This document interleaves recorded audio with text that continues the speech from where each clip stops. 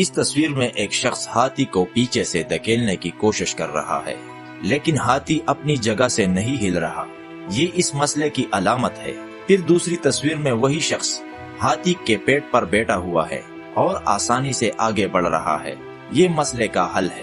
اس تصویر کا مطلب یہ ہے کہ کبھی کبھی ہم اپنے مسائل کو غلط طریقے سے حل کرنے کی کوشش کرتے ہیں۔